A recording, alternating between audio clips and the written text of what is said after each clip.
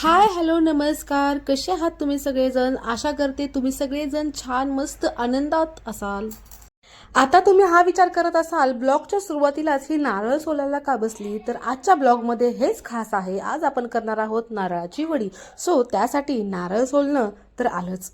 तर नारळाची वडी करण्याचं विशेष कारण असं की एका आठवड्यापूर्वीच मी गेले होते कोल्हापूरला अंबाबाईचं दर्शन घ्यायला. सो तिथेच मला त्या पुजाऱ्यांनी हे 2 नारळ प्रसादाच्या स्वरूपात दिले होते. आणि प्रसाद म्हटल्यानंतर त्या नारळाचा तर गोड पदार्थच करणे आले. सो आज मी दररोज करेन करेन म्हणत होती. फायनली आज तो मुहूर्त लागला आणि मी मस्त अशी नारळाची वडी करायला घेतली. खुशी झोपली होती, म्हटलं तेवढ्यात आपण नारळाची वडी करून घ्यावी. पण नारळ फोडण्याच्या आवाजानेच ती उठली आणि बघा ती येऊन माझ्यापाशी बसली आणि तिने मस्त असं नारळ पाणी पिलं. मी सुद्धा पिलं. 2 नारळाचं भरपूर असं पाणी निघालं होतं. सो आजच्या या ब्लॉगमध्ये आपण नारळवडी करणार आहोत. ती कशी करायची ही माझ्या पद्धतीने मी दाखवणार आहे. सो व्हिडिओ शेवटपर्यंत नक्की बघा आणि आमचा व्हिडिओ एन्जॉय करा. तुम्ही मला कमेंटसुद्धा करू शकता. तुम्हाला जर एखादा कोणताही प्रश्न पडला तर नक्की मला कमेंट करा. मी त्याच्यावरती नक्कीच रिप्लाय करेल. आणि कमेंट आणि लाईक एकदम फ्री आहेत. सो नक्कीच आम्हाला कमेंट करा. बऱ्याच माझ्या मैत्रिणी अशा आहेत ज्यांना नारळ फोडणं खूप कठीण वाटतं. सो इथेच मी तुम्हाला एक पद्धत सांगणार आहे नारळ फोडण्याची. इथे बघा मी नारळाचे 2 भाग करून घेतलेले आहेत. त्यातीलच एक भाग मी घेतलेला आहे आणि मी हे नारळ फोडण्यासाठी दगडाचा वापर केलेला आहे. तुम्ही तुमच्याकडे ठोंब्या असेल किंवा काही असेल याचा वापर करू शकता. एक त्यातील भाग घ्यायचा आहे नारळाचा आणि त्याचे जे वरचं कवच आहे त्याला असं अलगद ठोकायचं आहे, जेणेकरून खोबरं आणि कवच हे वेगळं होतं. अगदी काही मिनिटातच ते वेगळं होतं. सो जास्त डिफिकल्टी नाही आहे. नक्की ही ट्रिक तुम्ही फॉलो करा. 2 नारळापासून एवढे निघालेले आहेत. आता ह्याचं साल काढलं तरी चालतं, नाही काढलं चालतं. आपण काढूया. म्हणून व्हाईट कलरची पूर्ण करायची आहे. काय झालं खुशी असं मध्ये मध्ये चाललेलं आहे. याच्या एका साईडला जाऊया. काय वाजली ती कसं आला याचं सगळं एका साईडला चालू. आणि आता चाकू कुठे आहे आपला.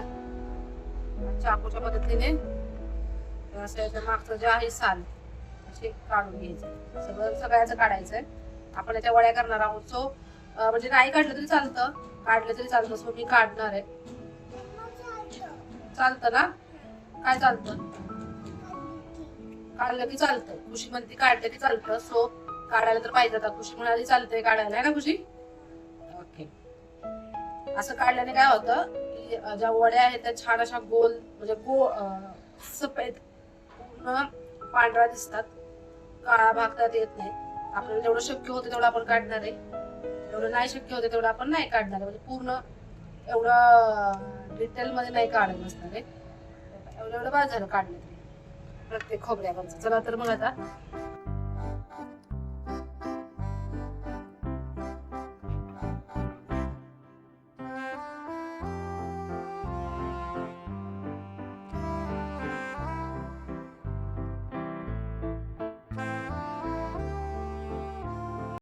आणि अर्ध्या दिवसाच्या मेहनतीनंतर हा चाकू आपलं आत्ता जस्ट झालेला आहे. त्याच्यामुळे त्याला छान अशी धार आहे. त्याच्यामुळे पटापट असं हे निघाले. याच्यावरचे साल जास्त काही निघाले नाहीयेत. म्हणजे ऍक्युरेट प्रत्येक हे. त्याच्यासोबत त्याचा गर जो असतो तो पण निघायला लागला. त्याच्यामुळे जेवढं शक्य आहे तेवढंच काढलेलं आहे. आणि एवढं आहे 2 नारळाचं. एक मोठा होता, एक मिडियम आकाराचा नारळ होता. तो त्याच्यापासून होता. ह्याला छोट्या पीस मध्ये असं कट करून घ्यायचं आहे, जेणेकरून आपल्याला मिक्सरला बारीक करायला मदत होईल. पीस करून झाल्यानंतर ते स्वच्छ पाण्याने आपण धुवून घेणार आहोत.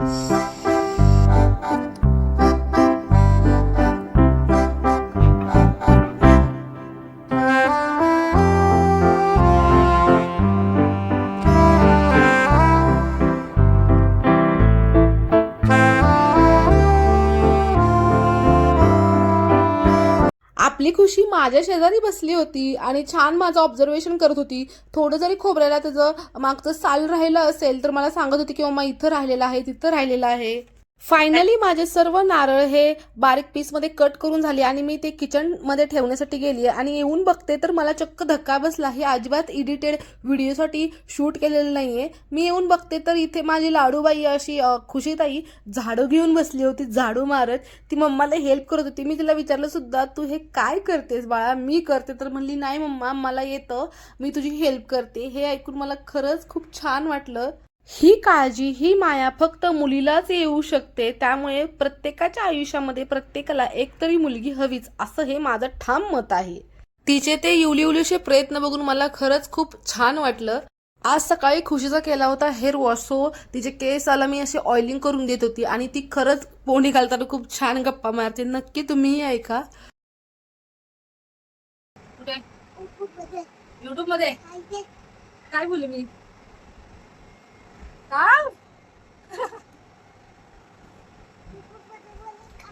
बस बोलते ना मी. तू सांग त्यांना व्हिडिओ आवडला तर आमच्या सबस्क्राईब करा म्हण त्यांना.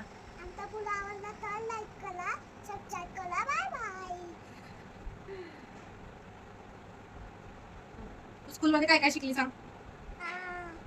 पोय म्हण तुझी. मछली जलती राणी है.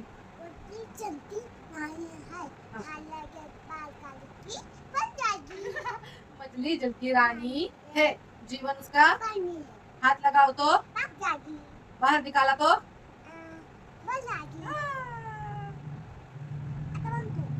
मछली जल की रानी है, जीवन उसका पानी है, हाथ लगाओ तो डर जाएगी, बाहर निकाला तो हाथ लगाने का क्या मछली को? मछली फिश कुठं राहतो?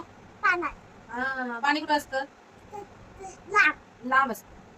ठीक. तुझीला आवडती फिश? काय आवडते?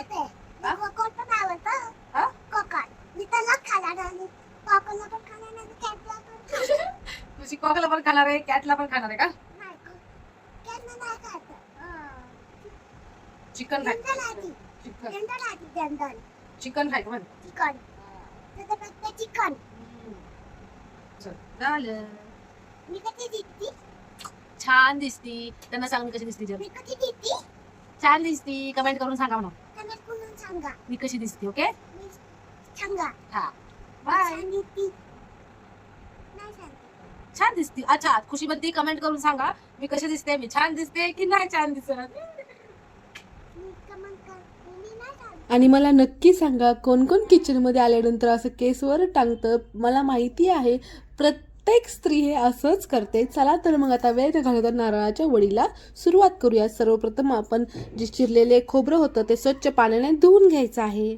या खोबऱ्याचं आपण थोडा पोर्शन घेणार आहोत बारीक करण्यासाठी. इथे मी सगळ्यात छोटं जे मिक्सरचं भांडं असतं ते घेतलेलं आहे बारीक करण्यासाठी. तुम्ही बघू शकता बारीक करताना अजिबात पाण्याचा वापर करायचा नाहीये. जेवढं आपल्याला बारीक करता येईल तेवढं हलवून थोड्या गॅप घेऊन आपल्याला बारीक करायचं आहे. खोबरं हे भांड्यामध्ये थोड्या प्रमाणातच भरायचं आहे. जास्त भरलं तर खोबरं बारीक व्हायला खूप डिफिकल्टी येऊ शकते. सो तुम्ही बघू शकता थोड्या प्रमाणामध्ये घेतल्यामुळे हे छान असं लगेच बारीक झालेलं आहे. साधारणतः 5 वेळा मी हे थोडं करून बारीक केलेलं आहे आणि तुम्ही बघू शकता सगळं आपलं बारीक करून झालेलं आहे. आणि आता मिक्सर हा स्वच्छ कपड्याने पुसून त्याच्या जागी ठेवून द्यायचा आहे. असं केल्याने आपलं घरही टापटीप दिसतं आणि घर टापटीप असेल की मनही प्रसन्न राहतं. चला तर मग आता आपला जो नारळाचा चव आहे तो असा मोजून घ्यायचा आहे. इथे माझा 2 वाटी चव म्हणजेच खीस हा भरलेला आहे. याच्याच प्रमाणामध्ये आपल्याला साखर घ्यायची आहे जेणेकरून आपली वडी ही चवीला छान होईल. इथे मी ही कढई वापरणार आहे. स्टीलची कढई आहे. तुम्ही कोणतीही वापरू शकता, फक्त जाड हवी. ही बघू शकता खूपच हेवी अशी कढई आहे. सो मी माझ्याकडे हीच आहे एक हेवी कढई. सो मी तीच वापरणार आहे. ही मी दुकानातून आणली होती एका. चला तर मग याच्यामध्ये आपण अगोदर थोडं तूप घालून घेणार आहोत. गॅस चालू करून घ्यायचा आहे आणि त्याच्यावरती अशी कढई ठेवून द्यायची आहे. तुम्ही कोणतंही जाड बुडाचं पातेलं घेऊ शकता किंवा कढई घेऊ शकता. त्याच्यावरती 2 चमचे मी ते तूप घातलेलं आहे. तूप थोडंसं मेल्ट झालं की याच्यामध्ये जो आपला नारळाचा चव आहे बारीक केलेला तो घालून घ्यायचा आहे आणि 2 मिनिटं छान परतून घ्यायचा आहे जेणेकरून त्यातला जो ओलावा आहे तो थोडा कमी होईल. साधारणतः 2 मिनिटं नारळाचा चव छान असा परतून घ्यायचा आहे आणि नंतरच याच्यामध्ये आपल्याला साखर घालायची आहे. 2 वाटी चव होता, सो इथे मी 1 वाटी आणि पाऊण वाटी म्हणजे 2 वाटीला थोडीशी कमी इतक्या प्रमाणामध्ये साखर घातलेली आहे. तुम्ही 2 वाटी साखरसुद्धा घालू शकता, परंतु मला जास्त गोड वडी आवडत नाही, सो मी इथे 1 वाटी आणि पाऊण वाटी अशा प्रमाणामध्ये घातलेला आहे. गॅसची फ्लेम ही मिडियमच ठेवायची आहे आणि बघू शकता तुम्ही थोडंसं इथं कचरा जमला होता, तो लगेच मी लागोला क्लीन करून घेतलेला आहे. कोण कोण असं आपल्या किचनला क्लीन करतं ते नक्की मला कमेंट करून सांगा. आणि बघा हळूहळू ही साखर अशी मेल्ट होते. मग अशी घट्ट दिसत होतं, आता हे पूर्ण पातळ होतं, याच्यापेक्षाही अजून पातळ होईल आणि पुन्हा ते घट्ट होईल, अशी ती वडीची प्रोसेस आहे. सतत हलवावं लागतं, नाहीतर ते खाली करपू शकतं. जशी जशी वडी तयार व्हायला प्रोसेस चालू होईल तसं तसा संपूर्ण घरभर एकदम सुंदर असा छान सुगंध पसरलेला होता. ही वडीची प्रोसेस करताना जर माझं काही चुकलं असेल, कारण की मी 1 वर्षानंतर वडी बनवते आहे, तर नक्की मला कमेंट करून सांगा काही चुकलं आहे का किंवा काय अजून ॲड करायचं असेल का. पुढच्या वेळेस नक्की मी तशीच वडी बनवेल, काहीतरी चेंजेस करेल. आणि बघा आत्ता पुन्हा ती घट्ट व्हायला लागलेलं आहे. साधारणतः अर्धा तास ह्याला हलवावं लागतं.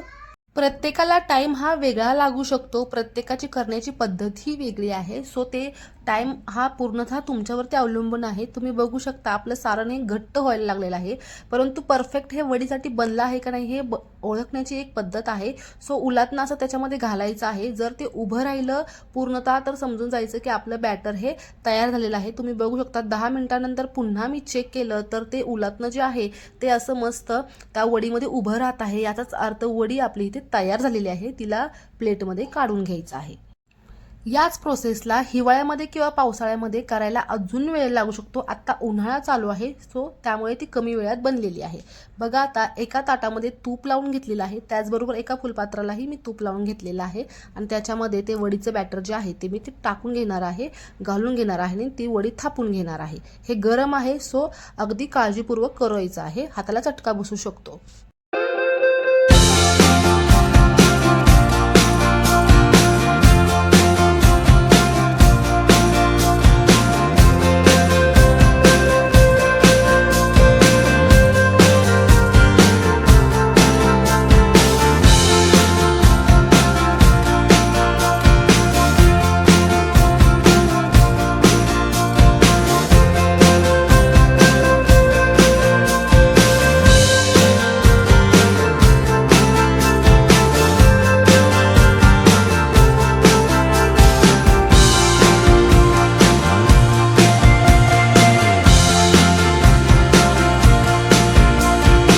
आणि आपली इथे नारळाची वडी छान अशी अलगद निघणारी तयार झालेली आहे. नक्की तुमच्या घरीही ट्राय करून बघा.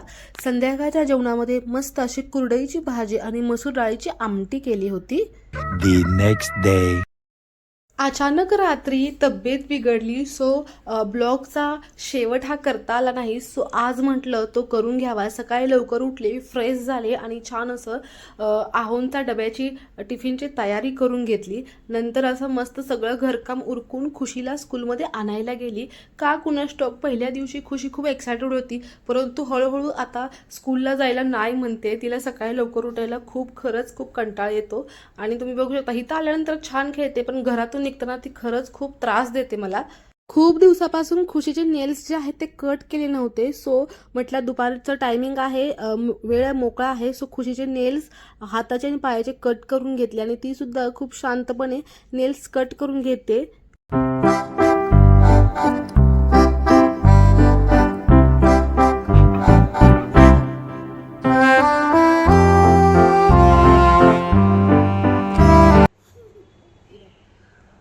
आमचा व्हिडिओ आवडला असेल तर बाय